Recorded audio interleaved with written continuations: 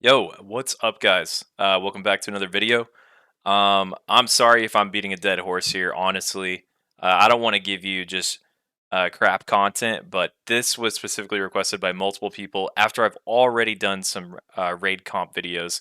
So we're just gonna keep doing it. I think it's kind of fun, and I think that there's a niche for this type of this content, this type of stuff to get excited for. I think people are getting hyped for Wrath Classic and either are planning on taking, nine of their friends to make a 10-man guild, or there's just a speed running guilds who want to start thinking about what they're going to play or what they're going to have their alts be for their speed running 10 mans.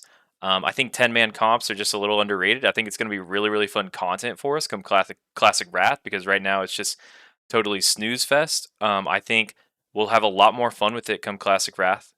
So I'm going to talk a little bit today about two raid comps that I've built that are more meant for the longevity of the entire Wrath Classic. In case you are maybe trying to find a solid set group that you want to take every single Wednesday or every single Thursday, whatever your night is, you could take these guys every single week for the entire expansion. And mostly when we're talking about 10-man content, it's not too hard. There are two particular fights that I think of when I think of classic Wrath challenges for 10 mans. And one of them is Algalon, and the second one is Bane. It's your heroic Lich King on 10 man. Those two fights are probably the two most challenging fights for 10-man groups.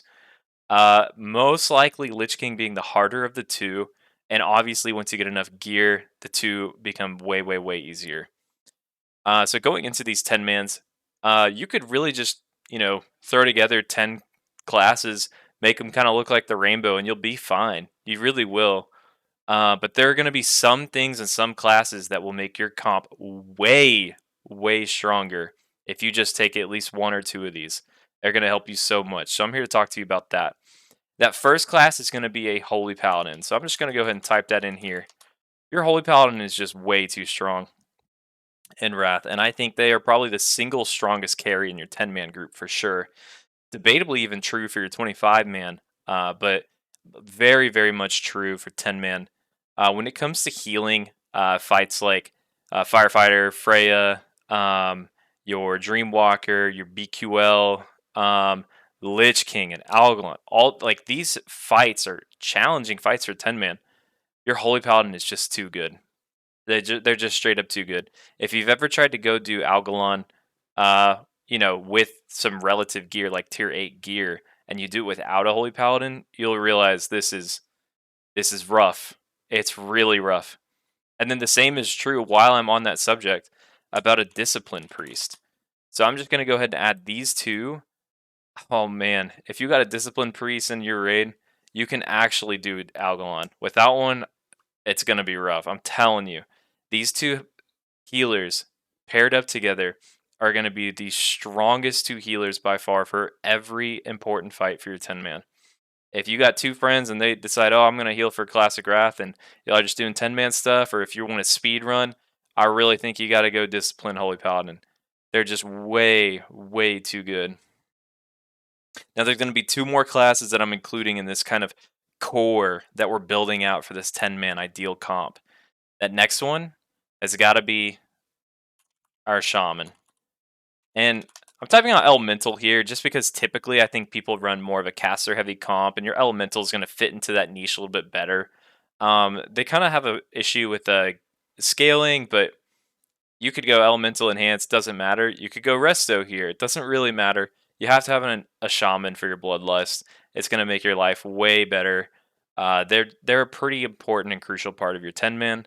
Of course, you don't need them, but it's going to feel way better when you have one. And plus all the totems that they bring will cover any missing buffs that you might have. And then this last one, I'm going to type in your Protection Paladin. They're just the best tanks in the game. I've said it 100 times, guys. It's nothing new here. Protection Paladin is the best tank, and I want them in my 10-man just as much as I want them in my 25-man. You'll be fine with other tanks, of course. You can do everything in the game with other tanks. But if I'm talking about 10-man for the whole longevity of Classic Wrath, I want Protection Paladin leading that.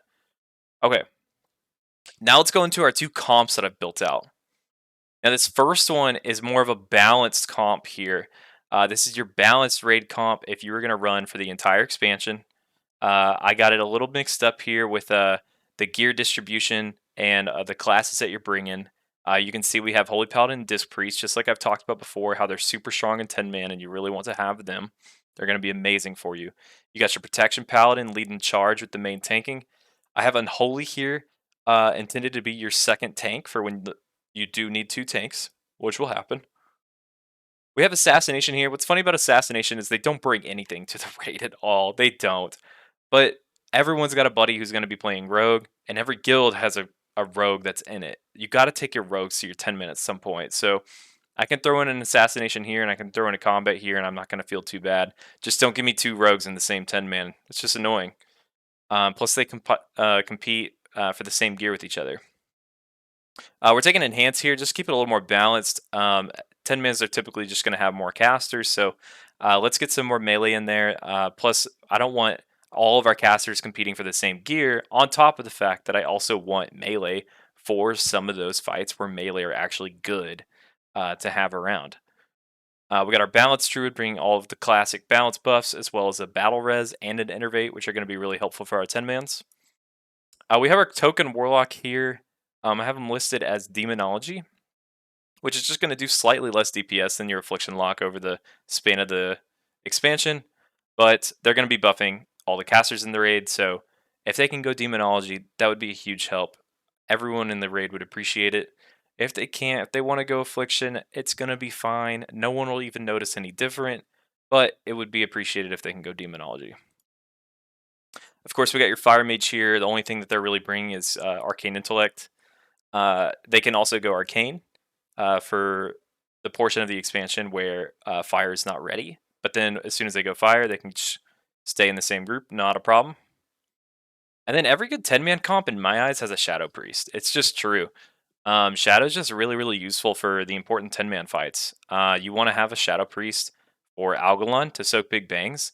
I remember there were countless times on these private servers where we would actually level up a Shadow Priest alt just to bring them in for Algalon, just so they could soak big bang. And this Shadow Priest alt would have like 2.5k, 3k gear score, like literally a fresh 80. Just bring them in just so that we can do Algalon, because having a Shadow Priest soaking big bangs is just so useful. It's actually really important. What's nice about Shadow too is they can actually be a pretty good flex here. They can have like an off-spec Holy. If you ever feel like you need to 3 heal any of these fights. Some people like to 3 heal things like Firefighter, although I wouldn't recommend it. You want to 3 heal maybe something like Dreamwalker and ICC. That would actually be really useful, and things like that. But this is kind of a balanced comp. And let's go into the last one here, the second comp that I built out. This is another 10-man. This time being led by your Blood DK. Definitely a bit different than the others. Love the Blood DK in this one because they're just going to have really good threat. No one's ever going to have to worry about threat with this. Your Retribution Paladin. I could have a rant here about Ret Paladin, honestly. I could. What bothers me about Rets and Wrath is a lot of times they run dual spec, both DPS. One with Raid Sack and one with a more pure DPS with Aura Mastery. And none of these Rets ever run an off-spec tank. It triggers me. I want this comp to have an off-spec Ret Paladin have Prot. Their Prot Paladin is so good. You don't need to be, the main Prot Paladin of your guild. But if you have an off-spec Prot, you're going to take less damage than any other tank in the game anyway. So if you just have off-spec Prot Paladin, you could do anything with it. It would be so useful. Imagine how amazing that would be if you just had more Prot Paladins around in your guild. And that Ret Paladin could be it. They're always so greedy, and they're making the Death Knights do all the off tanking and 10 mans. It's bullshit. That Ret Paladin needs to have off-spec Prot. I can go on and on about that, but I won't. I've said enough. Next, we got Frost DK here. You could go on Holy as well, but I like Frost in this spot. We got Feral here, soaking up all of our leather pieces. I think it'll be good. They actually bring something useful that a Rogue doesn't bring, so they have Innervates and Battle Reses here, plus our Mark of the Wild. Shadow Priest here, just like I said in the last one. Shadow Priest is just going to be super useful for a lot of these big fights. Demonology, again, same reasons as before. We have Survival here. I like bringing Survival because Hunters do a lot of really good damage. I like the quality of life of Misdirect. And somebody's got to soak that male gear. if we're not taking an enhance, let's take survival. Let's take a hunter. We got our mage here. Again, everyone's gonna have a token mage in 10 man because there's so many mages in your 25. And then we're actually gonna take a resto shaman here. I think resto shaman's probably the third best healer in a 10 man. What is nice is that they do bring things like mana tide, which is really gonna help just uplift your holy paladin, boost him up a bit more. This isn't the best healing comp in the game between Resto and Holy, but they're pretty decent. It's pretty strong. You're gonna be able to do everything in the game with this. You'll even be able to do Heroic Lich King 10 man in this, no problem.